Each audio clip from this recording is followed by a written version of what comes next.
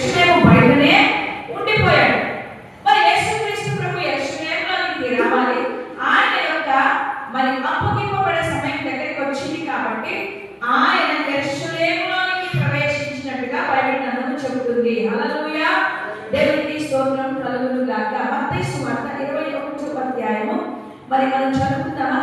21వ అధ్యాయం 1 నుంచి మనం చదివినట్లయితే, తర్వాత యెరూషలేముకు సమీపించిన ఒలీవల చెట్టు కొండ దగ్గర ఉన్న బెత్ఫగే వచ్చినప్పుడు యేసు తన శిష్యులను ఇద్దరిని చూచి, మీ ఎదురున్న గ్రామాలకు వెళ్ళి వెళ్ళగానే కట్టబడి ఉన్న యొక్క గాడిద దానితో ఉన్న యొక్క గాడిద పిల్లలు మీకు కనబడను, వాటిని విప్పి నా ఎదురు తోలుకొని రండి. ఎవడైనా మీతో ఏమైనా అని అవి ప్రభువులకు కావలసి ఉన్నవని చెప్పబడిన వెంటనే అతడు వాటిని తోలిపెట్టునని చెప్పి వారిని పంపాను.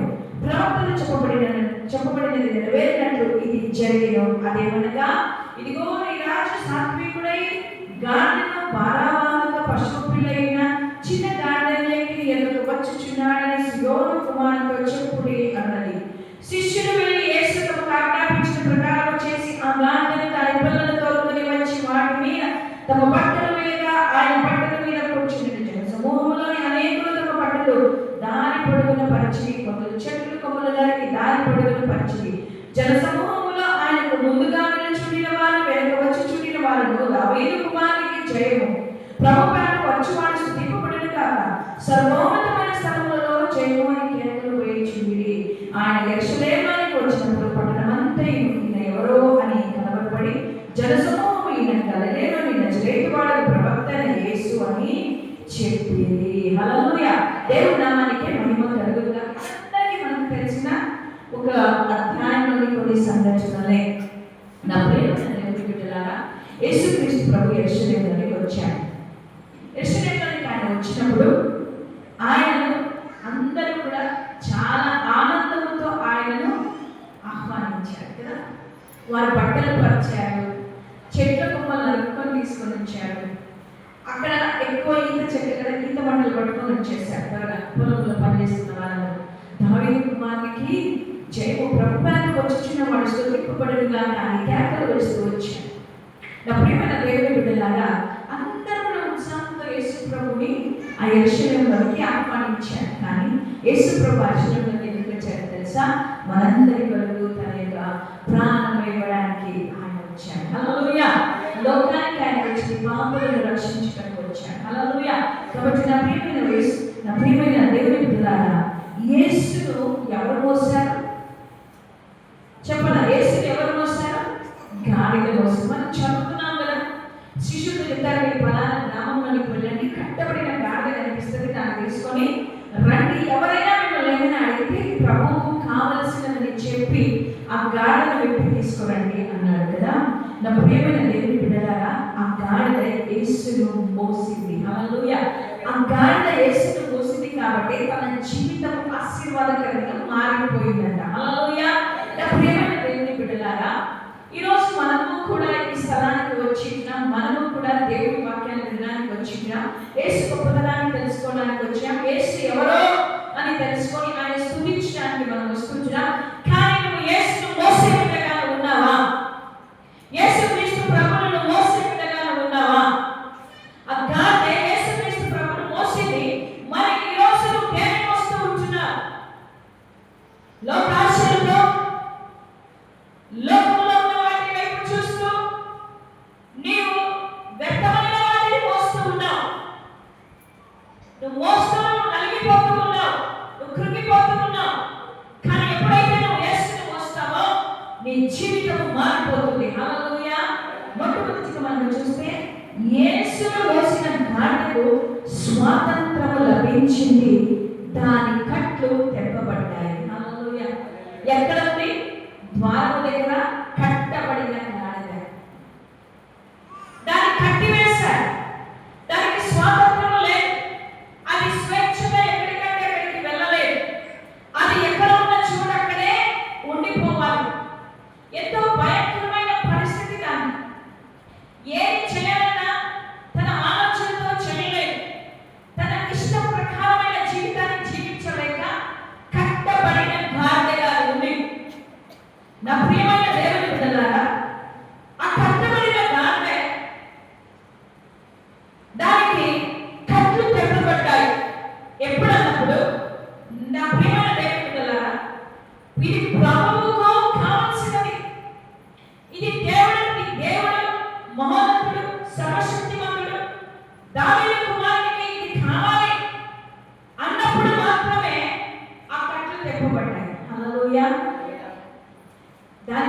వచ్చిందంటే ఫ్రీడమ్ వచ్చింది, స్వాతంత్రం వచ్చింది.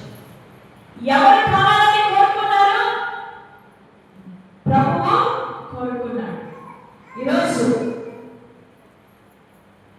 యేసుక్రీస్తు ప్రభు బంధకాలలో, పాపములో, శాపములో, బలహీనతలలో, అవమానాలలో, ఇబ్బందుల్లో కట్టబడిన నిన్ను ఆయన కోరుకుంటున్నాడు. నీవు ప్రభువుకు కావాలంట. ఏ రీతిగా ఆ గాలి కావాలని ఆశపడ్డాడు. నీవు కుటుంబంలో బంధకములతో, అప్పులనే బంధకములతో, వ్యాధి బంధకములతో, శరీరాశలతో, లోకాశలతో బంధింపబడి స్వాతంత్రం లేక జీవిస్తున్న నిన్ను కోరుకుంటున్నాడు. ఆయన నిన్ను కోరుకుంటున్నాడు కాబట్టి నీకు విడుదల కలుగుతుంది. హల్లెలూయా. కోరుకోకపోతే విడుదల లేదు. ప్రభువుకు నువ్వు కావాలంట. ఈ 2026 సంవత్సరంలో ఈ మార్చి నెల ఈ 28వ తేదీ 29వ తేదీ దేవుడు నీవు నాకు కావాలంటున్నాడు. మరి నువ్వు ఇవ్వబడాలని ఆశ నీకు లేదా? స్వాతంత్రం కావాలనే కోరిక నీలో లేదా? బ్రిటిషర్స్ మన రాజ్యాన్ని, మన దేశాన్ని పరిపాలించినప్పుడు ఎంతో మంది పోరాడారు, మాకు స్వాతంత్రం కావాలని. ఈ యొక్క బ్రిటిషర్ సామ్రాజ్యంలో మేము ఉండకూడదు, వీళ్ళు మా దేశంలో ఉండకూడదు, మాకు విడుదల కావాలి, స్వేచ్ఛ కావాలని పోరాడారు. స్వాతంత్రం తెచ్చుకున్నాను. నా ప్రియమైన దేవుని బిడ్డలారా, నువ్వు పోరాడాల్సిన అవసరం లేదు. ఆయనే నువ్వు కోరుకుంటున్నాడు కదా, నువ్వు కావాలని ఆశపడుతున్నాడు కదా, నేను విడిపించాలని వచ్చాడు కదా. మరి విడిపింపబడడానికి నీకు ఇష్టం లేదా? నువ్వు ప్రభువుకు కావాలంట. ఈరోజు నీవు మరి విడుదల పొందుకొని బయటికి రాబోతున్నావు. హల్లెలూయా. రెండవది, పాత బట్టలు మోసేది కొత్త బట్టలు ధరించి యేసును మోస్తున్నట్ట. హల్లెలూయా. మార్కు సువార్త 11వ అధ్యాయం 7వ వచనంలో మనం చూస్తే, తమ బట్టలు దానిపై వేయగా ఆయన దాని మీద కూర్చుంటాడు. పాత బట్టలు మోసేది గాలి. గాలిని ఇంతకు ముందు దేని కొరకు వాడేవాళ్ళు ఎవరు చెప్తారా? అమ్మా, ఇప్పుడు కాలం చాలా తక్కువైపోయింది, కానీ ఒకప్పుడు గాడిదల మీద బట్టలను వేసి, మురికి బట్టలను వేసి రేవు దగ్గర తీసుకొని వెళ్ళేవారు. నీళ్ళు ఎక్కడ ఉంటే అక్కడ తీసుకొని వెళ్ళి బట్టలు ఉనికి దాని మీద బట్టలు కానీ మాల కూడా కూర్చునేవారు కదా, గాడి మీద కూర్చొని వచ్చేవారు, భారాన్ని భరించేది. ఇప్పుడు అలా కంఫర్ట్ లేదు. ఆ కాలంలో కంఫర్ట్ వేస్తే సువాసన వచ్చేది. బట్టలు తింటే ఏం చేస్తామని కంఫర్ట్ వేస్తాం, మన స్మెల్ రావాలని. అప్పుడు మురికి బట్టలు వేసుకొని పోతాంటే పాపం గాడికి ఎట్లుంటే చెప్పండి, వాసన భరించలేదు. కొంతసేపు మనం కూడా బట్టలు వేసుకొని కష్టమైన పనులు చేస్తే చెమట బట్ట ఏమైతుంది, మన బట్టలు వాసన వస్తాయి, మనమే భరించలేదు.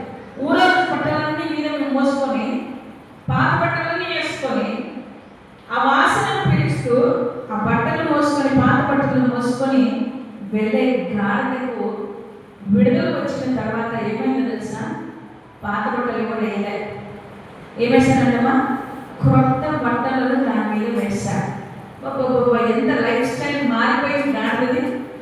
ఒక్క విడుదలతో దాని జీవితమే మారిపోయింది. బట్టలను వేస్తున్నారు, పట్టు వస్త్రాలను వేస్తున్నారు, అందమైన బట్టలను, రంగురంగుల బట్టలను, దాని మీద కొత్త బట్టలు ధరించి ఏం చేశారమ్మా? యేసుని కూర్చోబెట్టుకొని మోస్తూ ఉందంట. హల్లెలూయా. ఎవరి కోసం బట్టలు వేశారు? ఎవరు కూర్చుంటారని వేశారు? యేసుని కూర్చుంటాడని కొత్త వస్త్రములను వేస్తే యేసు గాడికి వేయడబ్బా, మురికి బట్టలన్నీ పోయి ఇప్పుడు ఏమొచ్చాయి? కొత్త బట్టలు వచ్చాయి. నా ప్రియమైన దేవుని బిడ్డలారా, పాపపు జీవితంలో ఉన్న మలినమైన బ్రతుకులను, పాపపు వస్త్రములను తొలగించి దేవుడు మనకు ఏ వస్త్రం ఇచ్చాడంట? రక్షణ వస్త్రము ఇచ్చాడు. ఆ రక్షణ వస్త్రమును మనం వేసుకొని రక్షణ ఇచ్చిన యేసయ్యను మోయాల. పట్టుబట్టలు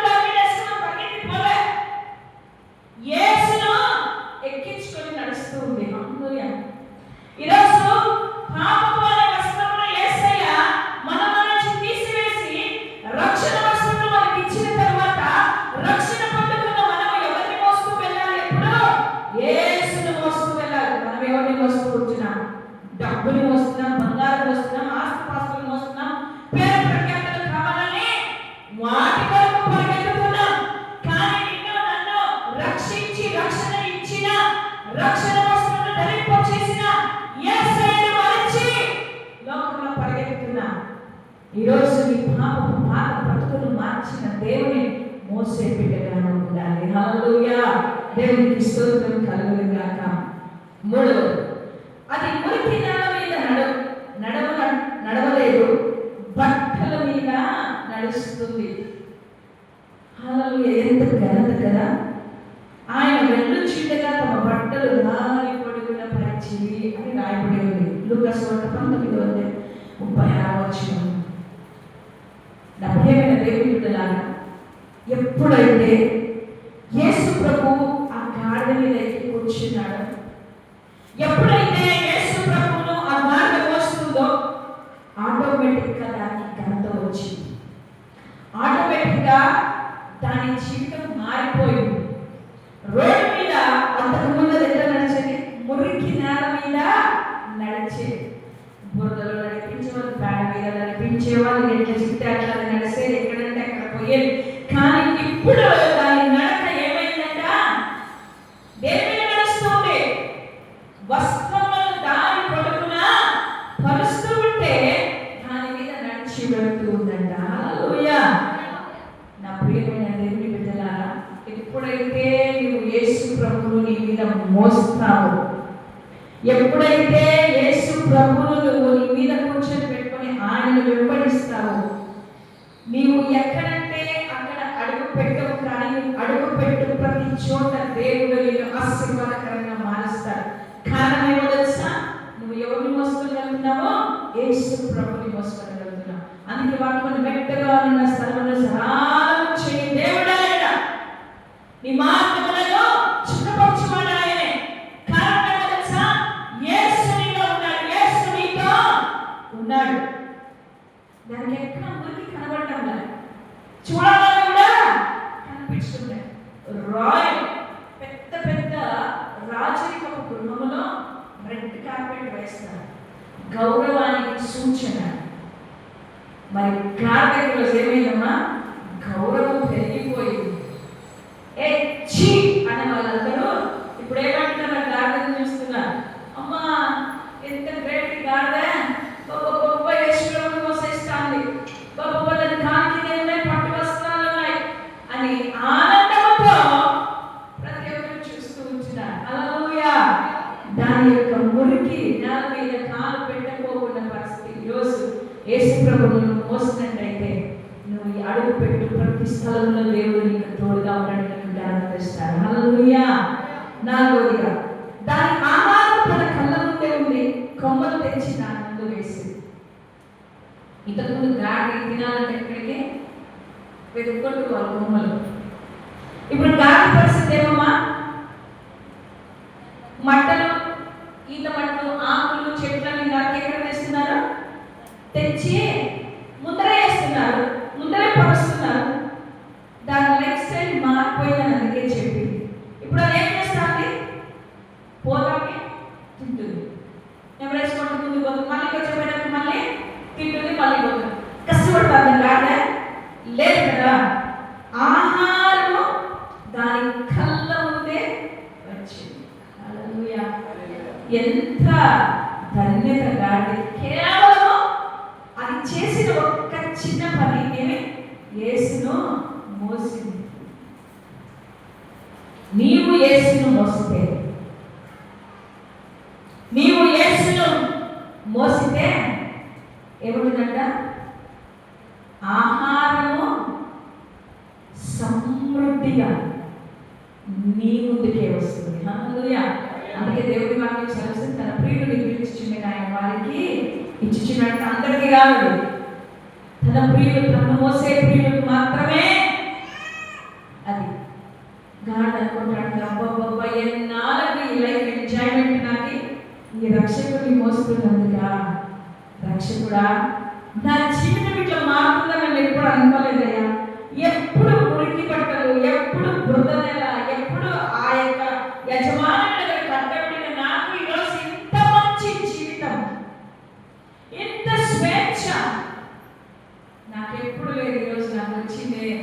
నీకు స్తోత్రమయ్యా అని ఆ గాడిద సంబరముతో ఏం చేస్తాను ఇప్పుడు నడుస్తుంది మేస్తుంది, నడుస్తుంది మేస్తుంది. ఎక్కడ యెరూషలేము వీధుల్లో కూడా మనుషులు ఉన్నారు. ఊరి బయట నుంచి ఊరి లోపల వరకు, అంటే దాని కళ్ళ ముందుకి ఆహారాన్ని దేవుడు సిద్ధపరిచాడు.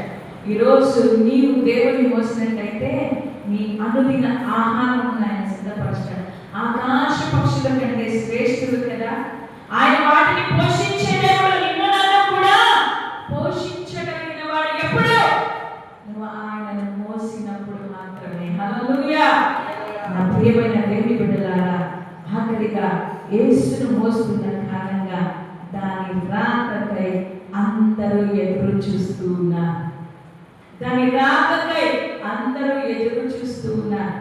ఎందుకు దాని రాక కొరకు చూస్తున్నారు? దాని మీద కూర్చున్న రాజును చూడడానికి అందరూ వాళ్ళ గృహాలలో నుండి బయటికి పరిగెత్తుకొని వస్తూ ఉంటున్నారు. రాజు అయిన యేసయ్యను చూడడానికి, దైవ కుమారుడైన యేసయ్యను చూడడానికి, ఇదిగో అదిగో లోక రక్షకుడైన యేసయ్యను చూడడానికి వచ్చినప్పుడు ఆయనతో పాటు ఆ యొక్క గాడిద రాక కొరకు ఇంకా ఏం రాలేదు, ఇంకా ఏం రాలేదు. ఏ పక్కకి రండి నేను చూడాలి, ఏ పక్కకి రండి నేను చూడాలి అని అందరూ కూడా అంటున్నారు. ఎందుకో తెలుసా? ఆ గాడిద యేసుని మోస్తుంది. హల్లెలూయా. ఈరోజు నువ్వు యేసుని మోస్తున్నట్టయితే ఇంకా ఏమైనా రాలేదు, ఇంకా అక్క ఏమీ రాలేదు. యేసు వాక్యమును చెప్పడానికి, యేసుని గురించి ప్రకటించడానికి, యేసుని కనపరచడానికి ఇంకా ఏం రాలేదని మనుషులు నీ కొరకు ఎదురు చూసేవారుగా ఉంటారు. హల్లెలూయా. ఈరోజు నువ్వు యేసుని మోసినట్టయితే నీ జీవితం మారుతుందని దేవుని వాక్యం సెలవిస్తుంది. కాబట్టి యేసును మోసేవారిగా ఉండాలి, ఆయన ఆత్మలను మోసేవారిగా ఉండాలి, ఆయన వాక్యాన్ని మోసేవారిగా ఉండాలి, ఆయన వాక్యాన్ని ఇతరులకు మనం అందించేవారిగా ఉండాలి. మన జీవితాలను, కట్టబడిన పాపపు జీవితాలను, భయంకరమైన వాసన కలిగిన జీవితాలను, వృత బ్రతుకులను, రక్షణ లేని బ్రతుకులను దేవుడు మార్చి రక్షణను ఇచ్చి మనలను ఈరోజు ఆయనను కావాలని కోరుకుంటూ ఉంటే నువ్వు ఆయనకు దగ్గరికి రాకుండా దూరంగా పారిపోతే ప్రయోజనం లేదు. నా ప్రియ సోదర సోదరి, ఈ ఉదయకాలమున యేసును కావాలి, యేసు పరిచర్యను కావాలి. రక్షణ లేని వారికి రక్షణను, సువార్తను అందించడానికి, నశించిపోతున్న ఆత్మల కొరకు యేసును మోస్తూ యేసుని పిల్లలకు పరిచయం చేయడానికి నువ్వు కావాలని ఆయన కోరుకుంటూ ఉన్నాడు. హల్లెలూయా. గాడి జీవితం మారిపోయినట్టుగా నీ జీవితాన్ని ఆయన మార్చిపోతున్నాడు. ఎప్పుడు తెలుసా? యేసును మోసినప్పుడు, యేసును మోసినప్పుడు. నా ప్రియమైన దేవుడు, ఎంతో మందికి భాగ్యం లేదు. అప్పుడు ఎన్నో మార్పులు ఉన్నాయి కదా. అవును, గాడిలు ఉన్నాయంటే ఇంకా ఉంటాయని అర్థం. మరి ఈ గాడిని ఎందుకు ఎన్నుకున్నాడు? ఆ గాడి దేవుడికి ఎందుకు కావాల్సి వచ్చింది? యేసు ప్రభువు తెలుసు బంధకంలో ఉన్న ఆ గాడిద